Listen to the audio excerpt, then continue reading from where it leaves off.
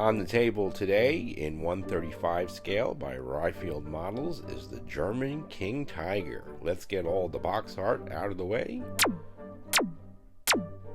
and let's get a look inside the box. Whoa, that is a lot of parts. Let's get into it and let's see what you get inside this kit.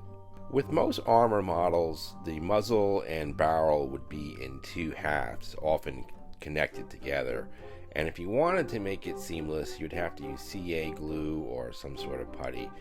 But it's rounded in this kit, and that's a nice surprise to see. And I went ahead and ordered a company called Voyager. I ordered the barrel and the muzzle, but I really didn't need to because it comes with one. I wish I had known that and I wouldn't have spent the money on it, but I'll use it for something. This is another nice sight to see.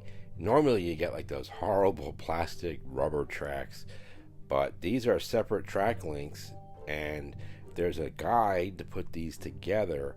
But I'm still going to go with fragile, however you say it. Adding aftermarket parts to an already expensive model kit can get pretty pricey quick. So it's really nice to see the level of detail so far included in this kit. The hull is nicely done, has nice weld seams, and all around it just has really nice detail. Alright, let's take a look at the sprue with the turret. It looks pretty good. There's a lot of detail as all the parts that go on or near the turret. When I first looked at all the parts, I noticed there was two turrets, and I was like, is this like a 2-in-1 kit? Do I have an option? Wasn't quite sure. But basically what it is, I believe this has a partial interior. And according to these instructions, if I have it correctly, that piece goes into the inner part of the turret. I'm going to be uploading a video of me building this model, so this model kit has a lot of parts, a lot of sub-assemblies. I probably wouldn't say it's a very easy kit to put together, but looking at the instructions here, it doesn't look like a hard kit to do. It gives you the nice details of the colors, telling you exactly where all the parts go. So it may be very smooth, but we'll see later on down the road when I start building it. Like that part in red, that would go behind, giving you like a partial, interior for your engine area. And here's a look at all the parts near that. There's the engine area, the rear section, the fenders. That's probably one of the only aftermarket parts I may get for this, the brass fenders, because those don't look that great, but they are nicely detailed, so you could use them if you so chose to. And here is a look at that engine bay. It is open, and you can model it open. That's really cool to see. Road wheels, road wheels, road wheels. Who here likes painting road wheels? I certainly don't. But you get quite a bit of them. I'm not quite sure at this point why there's so many.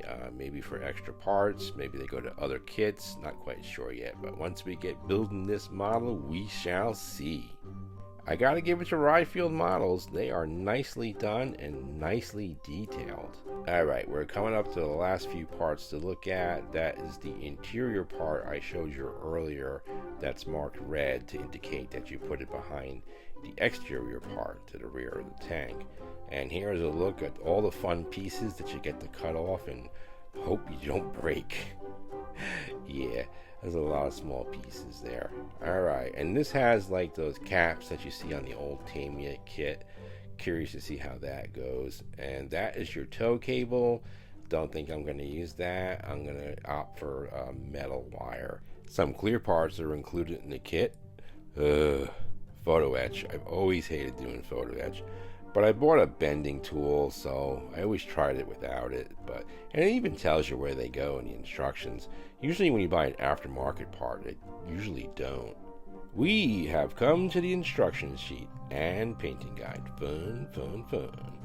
It's actually a pretty good instruction sheet. It shows you all in detail where everything goes, and things are color coded so you don't make any mistakes.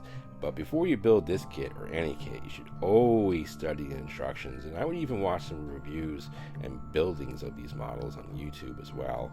You can certainly use camouflage patterns that you get in the kits, but sometimes it's better to use historical photos like these. They give you ideas for dioramas, and that would be a cool diorama if you can get the women figures. I'm sure you could somewhere. You will find it will just make you make a better model by looking at photos like that and giving you ideas. And here's a look at some paints I got, some primers, Tamiya paints, paintbrushes, sanding pads to help with this kit. Alright, thanks for watching. Thank you for all my subscribers for supporting my channel, and I will see you in the next video.